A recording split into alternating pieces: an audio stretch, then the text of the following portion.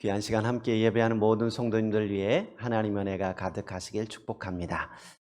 우리가 어떤 일을 할 때 내가 생각했던 것보다 훨씬 더 잘 풀리기도 하고, 어떤 일은 내가 잘해보려고 하면 할수록 더 복잡하게 얽혀버리는 경우가 있습니다. 잘해보려고 하는데 잘 되지 않으면 참으로 속상합니다. 특별히 하려고 했던 일이 나 개인의 유익이 아니라 공동체의 유익을 위한 일이고, 특별히 그 일이 하나님의 일이라고 한다면 내가 하나님의 일을 위해 열심히 준비하는데 왜 안 될까라고 하면서 더 많은 낙심을 하게 됩니다. 이런 낙심이 되는 상황은 우리뿐만 아니라 성경에 나오는 훌륭한 하나님의 사람들도 똑같이 겪는 일입니다. 오늘 본문의 사도 바울은 참으로 난처한 상황에 처하게 됩니다. 사실 바울은 3차 전도 여행을 마치고 마게도냐와 각처에서 모금한 헌금을 예루살렘 교회에 전달해주고, 그렇게 하기 위해 예루살렘을 방문하였습니다. 그런데 바울을 오해하는 유대인들이 있어서 사도들의 권유에 따라 오해를 풀기 위해 이래 동안 결례를 행하였습니다. 돈이 없어 결례를 행하지 못하는 사람들에게 비용을 지불해서 함께 결례를 행하기도 했습니다. 모든 일이 순조롭게 진행되는 듯 보입니다. 그런데 이게 웬일입니까? 아시아로부터 온 유대인들이 바울이 성전에 있는 것을 보고 이방인을 데리고 성전에 들어갔다라고 오해한 것입니다. 이 오해는 걷잡을 수 없이 확산하였습니다. 그래서 성전에 있던 사람들이 바울을 죽이려고 성전 밖으로 끌어내고 한 차례 소동이 있었습니다. 다행히 천부장이 나타나서 위기의 순간을 넘겼습니다. 이제 좀 해결되나 싶었습니다. 또한 천부장의 배려로 유대인들에게 자신을 변호하며 말할 수 있는 기회도 얻었습니다. 바울은 자신의 무죄함을 변호할 기회를 얻었지만 자신을 변호하기보다 오히려 자기가 예수님을 만난 사건들을 간증합니다. 예수님을 만나기 전 어떤 삶을 살았고, 어떻게 예수님을 만났고, 또 어떻게 예수님을 만난 이후의 삶이 되어졌는지 쭉 이야기합니다. 자신이 유대인이었고 하나님의 열심을 가지고 있던 사람이었는데 예수님을 따르는 사람들을 핍박하였지만 예수님을 만나고 나서 이제 예수님을 증거하는 삶이 되었다라고 이야기합니다. 차분하게 이야기를 잘했습니다. 유대인들도 처음에는 귀를 기울이고 잘 들었습니다.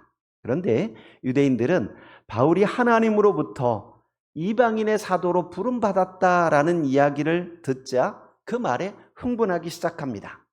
유대인들은 특히 자기들만 구원받는다라고 생각하고 있었기 때문입니다. 이방인들이 구원받는다는 것은 생각하지 못했던 일입니다. 그들은 옷을 벗어 던지고 티끌을 공중에 날리며 살려둘 자가 아니다라고 세상에서 없애버리자고 소리 지르기 시작합니다. 당황한 천부장은 유대인들이 무슨 일로 바울을 죽이려고 하는지 알고자 하여 채찍질하여 신문하라라고 말합니다. 이때 바울은 자신을 로마 시민권자임을 밝히고, 당시 로마 시민은 정식 고소자가 있어야만 신문할 수 있었습니다. 천부장 글라우디오 루시아는 바울의 시민권 주장으로 바울의 결박을 풀어줍니다. 그리고 정식 재판을 열기로 합니다. 긴급하게 제사장과 온 공회를 소집하였습니다. 여기서 공회는 산헤드린 공회를 말합니다. 산헤드린 공회는 유대인들의 최고 의결기관으로 71명으로 구성되어 있고 오늘날로 말하면 국회의원과 같은 곳입니다. 바울은 이제 공회원들 앞에서 차분하게 자신을 변호합니다. 1절 보시면 바울이 공회를 주목하여 이르되 여러분 형제들아, 오늘까지 나는 범사에 양심을 따라 하나님을 섬겼노라라고 이야기를 시작합니다. 그런데 여기서 이제 양심이라는 단어는 함께 보다라는 뜻을 가지고 있는 단어예요. 나 혼자 뭔가 일을 꾸미고 나 혼자 본 게 아니라 함께 보았다, 함께 알다라는 뜻을 가진 단어예요. 양심에 따라 살았다 이 말은 누구와 보기에도 떳떳하게 살았다, 함께 보았을 때 인정할 만한 삶을 살았다라고 이야기하고 있습니다. 그런데 이 말이 끝나자마자 아나니아라고 하는 제사장이 바울의 입을 치라라고 말합니다. 입이나 뺨을 때리는 행위는 사람의 인격을 모독하는 행위지요. 아나니아가 사리도 따져보지 않고 즉각적으로 바울의 입을 치라라고 명한 것은 자신의 결백을 주장하는 바울의 인격을 모독할 심산이었습니다. 그러자 바울이 예민하게 반응합니다. 회칠한 담이여, 하나님께서 너를 치시리로다 라고 말합니다. 회칠한 담이다 라는 말은 균열이 가거나 낡은 담에 회를 바름으로써 마치 새로 담을 세운 것처럼, 튼튼한 담인 것처럼 꾸며놓은 상태를 말합니다. 한마디로 위선자들을 질책할 때 사용하는 말입니다. 그동안 바울은 예루살렘 교회 유대 그리스도인들이 모세를 비방하고 율법을 무시했다라고 오해할 때도 아무런 변명하지 않았습니다. 야고보와 장로들이 하라는 대로 그대로 결례를 행하였지요. 유대인들이 이방인을 데리고 성전에 올라갔다라고 오해하여 돌을 던질 때에도 아무런 저항도 하지 않았습니다. 침착하게 여러분 부용들이요 라고 하면서 자신이 예수님을 만난 이야기를 전달해 주었습니다. 그리고 22장 24절 25절 보시면 천부장이 바울을 채찍질하여 신문하라고 말할 때도 너희가 로마 사람인 자를 죄도 정하지 않고 채찍질을 할 수 있느냐라고 차분하게 반박하였습니다. 그런데 지금 이 공회원들 앞에서는 제사장이 입을 치라라는 말이 끝나자마자 그 말에 불끈해서 하나님이 네 입을 칠 거다라고 말씀하고 있습니다. 내가 율법대로 심판한다고 앉아서 율법을 어기고 나를 치라 하느냐라고 해서 바로 맞받아치지요. 유대 율법대로 하면 죄가 판명될 때까지는 피고인의 권리를 보호해주고 무죄성을 인정해 주어야만 했습니다. 그런데 아직 심리를 거치지 않은 상태고 죄가 발견되지 않았는데도 아나니아가 바울을 치라라고 말했던 것은 사실 율법을 어긴 행위이기도 합니다. 바울은 대제사장이 치라고 했던 단어를 그대로 받아서 하나님이 너를 치시리로다라고 똑같이 갚아줍니다. 그동안 보여주었던 바울의 모습과는 사뭇 다른 모습입니다. 왜 이렇게 급발진하고 있을까요? 일이 계속해서 원하는 대로 진행되지 않고 점점 복잡해지는 것을 경험하면서 마음의 여유가 없어졌던 모양입니다. 5절에서 바울은 대제사장인 줄 몰랐다라고 급하게 사과합니다. 천부장이 갑자기 공회를 소집했기 때문에 제사장이 대제사장의 옷을 입지 않았기 때문에 그가 대제사장인지 몰랐을 수도 있습니다. 또는 바울이 오랫동안 선교 활동을 하다가 가끔 예루살렘에 들렀기 때문에 누가 당시의 대제사장인지 몰랐을 수도 있습니다. 어떤 이들은 눈이 좋지 않아서 사람을 잘못 알아보았기 때문이다라고 해석하기도 합니다.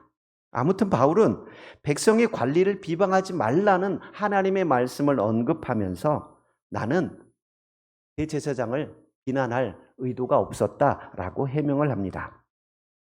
여러분 누구나 실수할 수 있지요. 그러나 그 실수에 대한 사과는 빠를수록 좋습니다. 가인이 아벨을 죽였습니다. 그런데 하나님이 모르는 척하고 가인에게 묻지요. 내 동생 아벨이 어디 있느냐? 그러면 내가 하나님 앞에서 잘못했습니다 하고 빨리 엎드려야 하는데 가인은 모르는 척하지요. 내가 동생 지키는 자입니까? 라고 모르는 척해요. 사울왕은 아말렉을 진멸하라는 명령을 받았습니다. 그런데 살진 소와 살진 양을 죽이지 않고 그대로 끌고 온 거예요.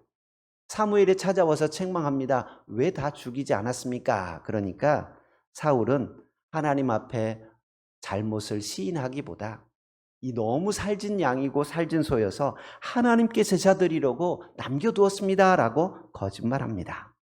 이때 했던 유명한 말이 있죠. 순종이 제사보다 낫고 듣는 것이 순양의 기름보다 낫다라는 말을 합니다. 우리가 어떤 잘못을 했을 때 그 잘못이 드러나면 빨리 사과하면 그걸로 끝이에요. 다윗은 자신의 잘못을 지적하는 나단의 말을 듣고 즉각 엎드려 회개합니다. 내가 여호와께 죄를 범하였다. 자신의 잘못을 금방 인정하고 엎드리는 다윗의 모습을 보며 하나님께서는 마음에 합당한 자다라고 인정해 주십니다. 바울도 내가 제사장인 줄 몰랐다. 내가 어떻게 관리를 비방하지 말라고 하는 말씀도 알고 있는데 대제사장을 비방했겠느냐? 아니다 라고 급하게 바로 사과합니다. 하지만 분위기는 수습되지 않았습니다. 여전히 공회원들이 바울을 대하는 그 태도가 적대적입니다. 바울은 공회원들로부터 공정한 재판을 받기 힘들다라는 것을 직감했습니다. 위기의 순간 바울은 일부는 사두개인이고 일부는 바리새인이라는 것을 알고 의도적으로 부활의 이야기를 꺼냅니다.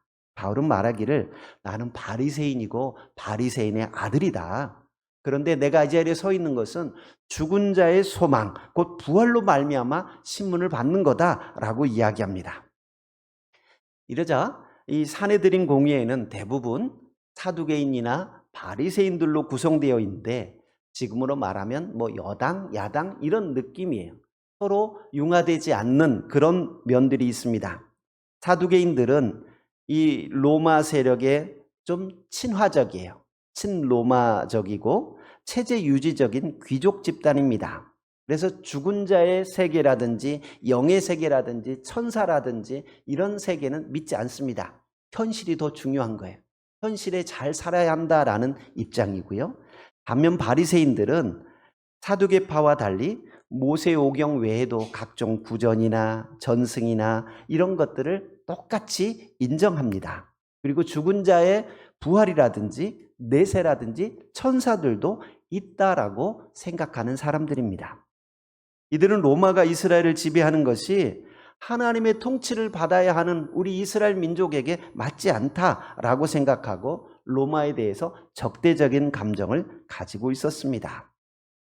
바울은 이 두 부류의 사람들이 다른 신학적인 차이가 있다는 것을 알고 부활의 주제를 꺼냅니다. 전통적 바리새인들은 조상때로부터 전승되어 온 신앙과 신학의 근거에서 부활을 주장했지만 바울은 역사적으로 부활하신 예수님의 부활의 근거에서 부활신앙을 주장합니다. 아마도 그들에게 부활하신 예수 그리스도를 소개하고 싶었던 모양입니다. 그런데 부활이라는 이야기를 꺼내자마자 바리새인과 사두개인 사이에 다툼이 생겨버렸습니다.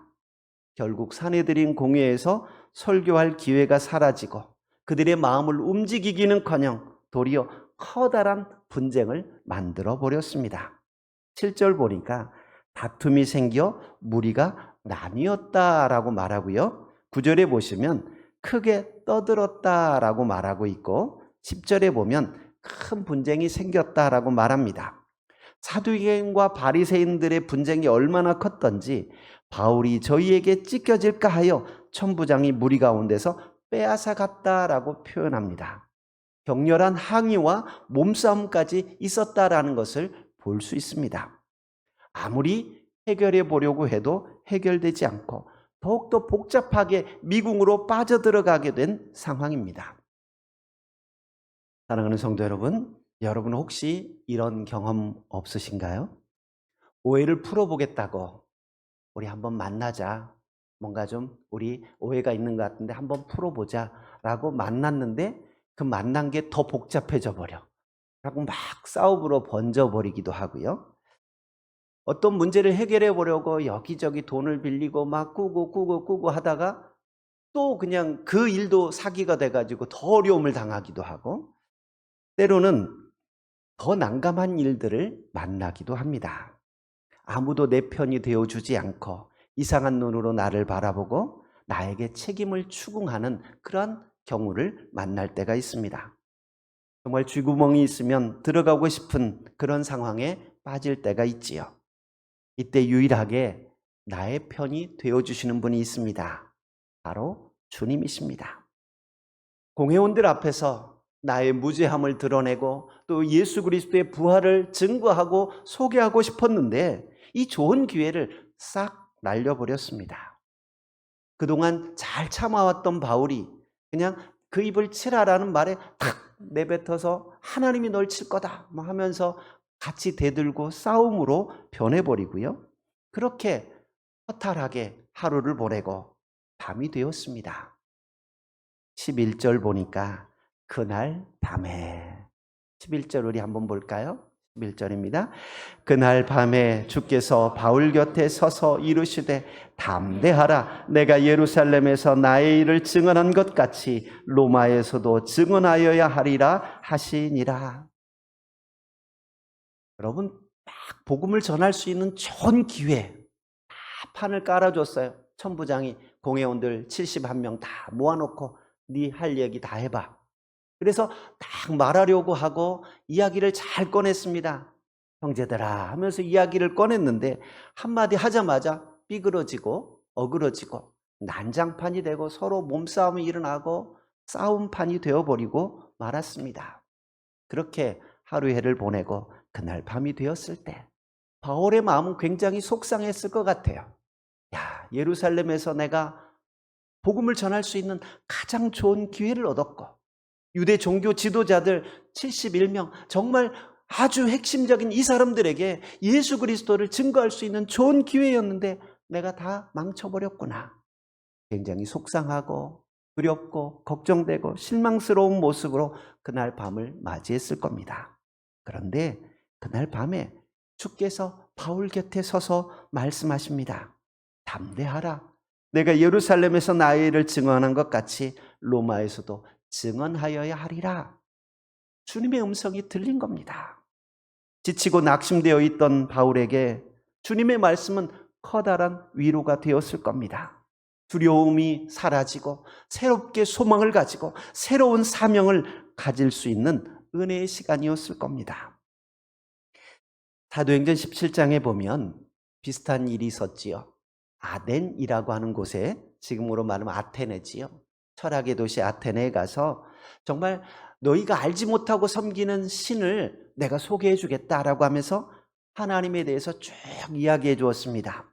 그런데 아무런 성과 없이 아덴을 떠나야 했습니다. 그리고 고린도로 내려갔을 때 사도행전 18장 9절에서 10절에 보면 그때도 주님이 바울에게 나타나셨습니다. 같이 한번 볼까요? 9절 10절입니다. 밤에 주께서 환상 가운데 바울에게 말씀하시되 두려워하지 말며 침묵하지 말고 말하라. 내가 너와 함께 있음에 어떤 사람도 너를 대적하여 해롭게 할 자가 없을 것이니 이는 이 성중에 내 백성이 많음이라. 아멘. 바울이 역시 착잡하게 두려워하고 있을 때 두려워하지 말라라고 찾아오셨다는 거예요. 여러분 생각대로 일이 되지 않고 낙심될 때 두려움에 쌓일 때 주님께서 여러분에게 찾아오시고 말씀하시기를 축복합니다. 세상 사람들은 우리가 실수하면 비난하고 비웃고 조롱하고 욕합니다. 그러나 주님은 나의 편이 되셔서 나를 격려하고 나와 함께 하시는 분입니다. 결과가 어떻게 나타나든 내가 하나님 안에서 행한 일이고 하나님께서 원하시는 일이라고 한다면 하나님께서 책임져 주십니다. 내가 생각한 대로 결과가 나타나지 않았다고 해도 과정 속에서 성실하게 일했다고 한다면 하나님께서 역사하실 것을 믿고 잠잠히 기다릴 수 있기를 바랍니다. 하나님이 나와 함께 하심을 체험하게 될 것입니다. 열왕기상 18장에 보면 엘리야 이야기가 기록되어 있습니다. 엘리야는 갈멜산에서 바알과 아세라를 섬기는 제사장들과 내기에서 이깁니다. 누가 참신인지 한번 내기해보자. 너희가 섬기는 신에게 기도해서 불을 내려달라고 해봐라. 나도 우리 하나님 여호와께 불을 내려달라고 기도할 거다. 서로 내기를 하지요. 그래서 바알과 아세라 선지자가 하루 종일 기도했는데도 아무런 감동이 없어요. 이때 엘리야가 기도하니까 불이 내려지게 되고 엘리야는 그 여세를 몰아서 바알 섬기던 제사장들을 모두 처형합니다.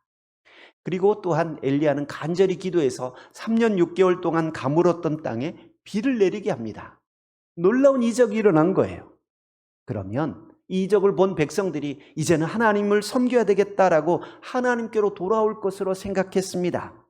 그런데 이세벨 왕비가 내일 이맘때 저 제사장들처럼 너도 죽게 될 거다라고 협박합니다. 엘리야는 하나님의 살아계심을 보여주면 백성들이 변하고 왕이 변하고 왕비가 변할 줄로 알았는데 꿈쩍하지 않는 왕과 왕비를 보면서 백성들을 보면서 낙심합니다. 바알의 선지자들을 모두 잡아 죽일 정도로 대범했던 엘리야가 낙심이 되니까 하나님 앞에 엎드려 죽여달라고 기도합니다. 열왕기상 19장 5절에 보면 하나님께서는 로뎀 나무 아래 누워서 죽여달라고 하소연하는 엘리야를 찾아오십니다. 그런데 그 엘리야에게 너 왜 여기서 누워있느냐 책망하지 않아요. 오히려 그에게 구운 떡과 물을 먹이시고 쉬게 하십니다. 더 자라. 또 일어나서 먹게 하고 또 자라. 그리고 나서 새로운 사명을 주십니다. 여러분 혹시 나의 힘으로 이것저것 해보려고 해보지만 잘 안 되어서 절망 가운데 계신 분들 있습니까?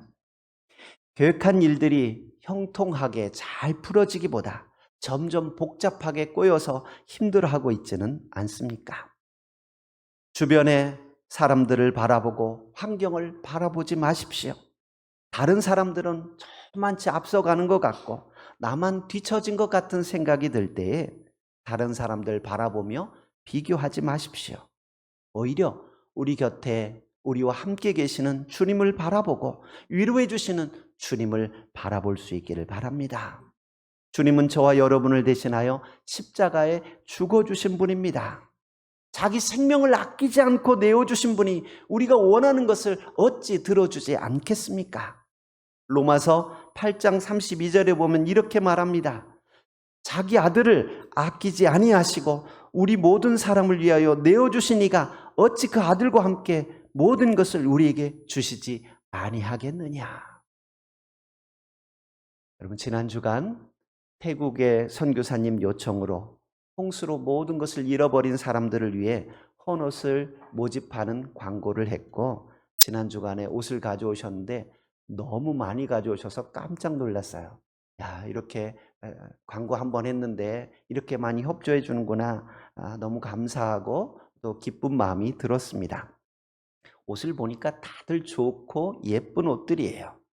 그런데 여러분 우리가 수재민들을 도웁시다 라고 옷을 보낼 때에 내가 가장 아끼는 옷을 보내는 사람 있었는지는 모르겠습니다만 내가 가장 아끼는 옷을 내어주나요? 잘 안 입는 옷을 내어주나요?